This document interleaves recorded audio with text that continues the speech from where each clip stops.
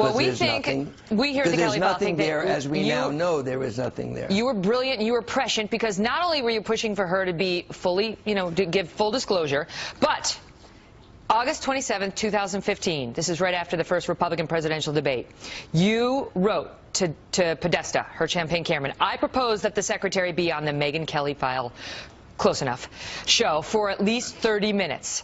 I know what I'm about to propose is very risky and will be instinctively viewed negatively, which you were probably right about that.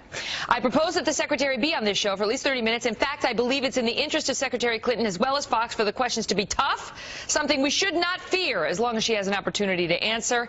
It has the potential to be a ratings and media bonanza, and like a bunch of dopes, they rejected your advice. Well, first of all, you're tough, but you always let me answer your questions, and that's why I thought it was a great idea. I have never seen Hillary Clinton unfiltered, talking, answering questions, tough questions from Megyn Kelly or Chris Wallace during the debate, where she didn't do well, and that's why she beat Donald Trump in 3 debates.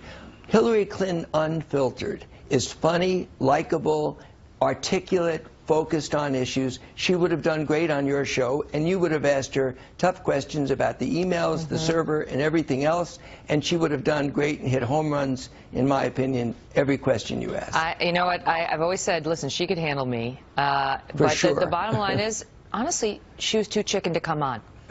That's the truth. I asked her for months and months and months through everybody possible.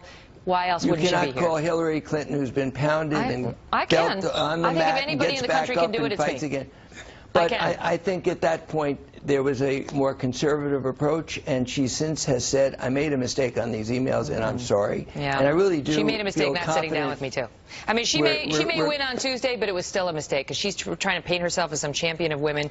And what does she do? She doesn't even sit down with one of the top female journalists in the country, at least, and certainly here on the Fox News channel, one of the only 2 women in all of primetime on cable news, pretended that we didn't exist, told us over and over again, wait until the general, wait until the general, wait until this, wait until that, never came. That's the truth. I have to ask you a question. Even Trump, who was very unhappy about that debate, wound up sitting down with me and giving me a long interview.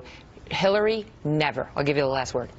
I have to ask you a question. Yeah. Would you be proud of that email where I recommended that she be on your show if I said, listen, Megyn is a soft touch, you ought to do it? No, I wouldn't. You wouldn't. Called you up and yelled at you. And the reason I wanted her to do it is because you would have asked her tough questions, but then you would have given her a chance to answer. Let's leave it on the happy note about me.